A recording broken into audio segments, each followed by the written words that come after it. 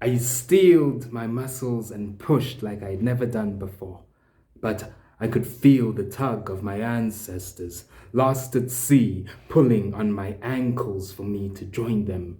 The ocean rumbled, a hungry beast gnawing at my kicking feet. I closed my eyes and swam on. I had survived the fire, but it was water's turn to take its pick. You see, what had happened was a year had gone by since I burnt my house down, and I was known at school as the boy who burned his house down. But this came with its own sets of perks and privileges. Besides a fire new wardrobe, I had also gained a semblance of popularity. Before, I had been a shy, awkward child who spent most of his time in the library. Now, I was a shy, awkward child who spent most of his time winning rap battles during breaks because I brought flames to the mic. You couldn't battle me, I had fire by my side. I burnt an MC like he was Thatch, and I just lost a match. I don't lose. Psych! So, couple my lyrical prowess with my dark origin story, I was fully set as the quiet, mysterious one amongst the cool kids. And like any evolution of a cool kid, the next step was to get my next girlfriend. Always the romantic, I had to time my proposal for having a relationship perfectly. Luckily, we had a school trip planned to Durban, and the cool kids encouraged me to get my act together and pull the trigger. On the soggy morning of our departure, surrounded by overspilling luggage and the encouragement of the popular kids, I emerged from the crowd of bodies and approached Caitlin, who was surrounded by giggling girls. Do you want to be my girlfriend? I whispered. I don't know how she heard me because my nerves had me by the throat. Yes, she responded.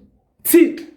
I had did it. My semblance of popularity had got me a girlfriend. Now, what do I do? What did I know about relationships at 13? I mean, half of the bus ride from Pretoria to Durban, I sat at the back with my cool friend, spitting bars, trying to get her attention, until somebody mentioned in a rhyme that I was afraid to spend time with my girlfriend. Then I spent the other half sitting next to my girlfriend in awkward silence. Contrary to popular opinion, beating rappers in battles does not prepare you to speak to girls.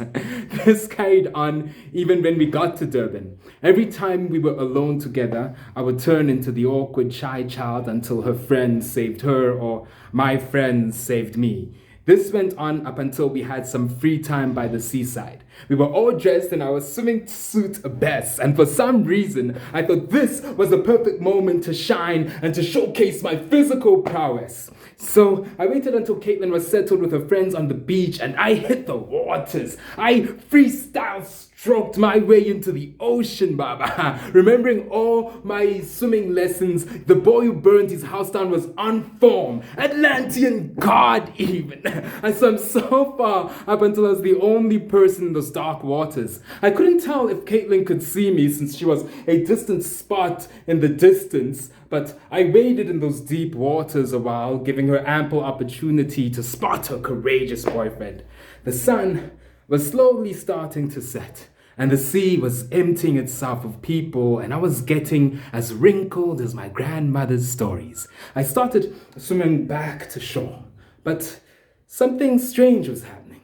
I was putting in those Olympic strokes, but I wasn't going anywhere.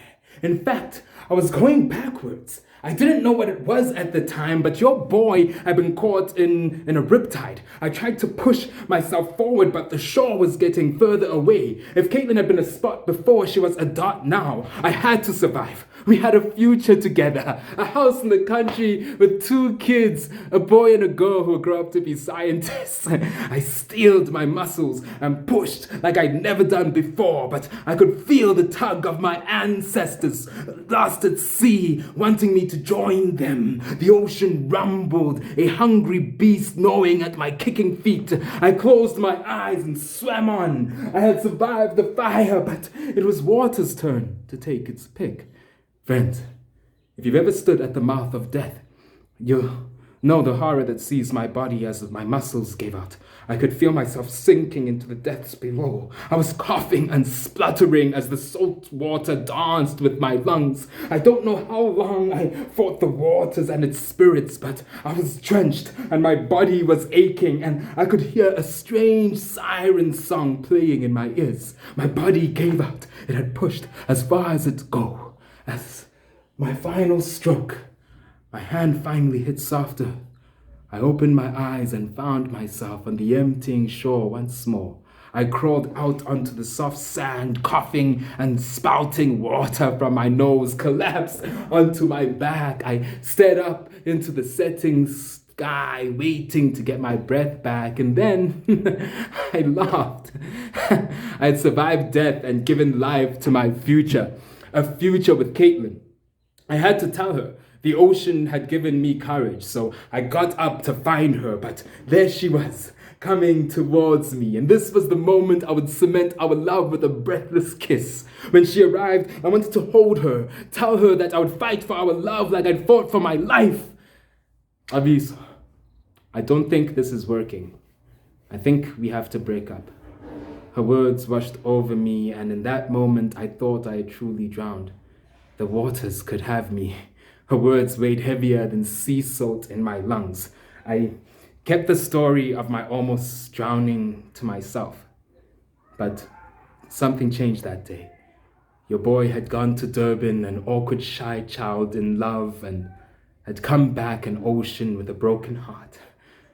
Caitlin got married a few years back, and I am also deeply in love. And I love only as an ocean can. Like waves finally finding their way back to shore.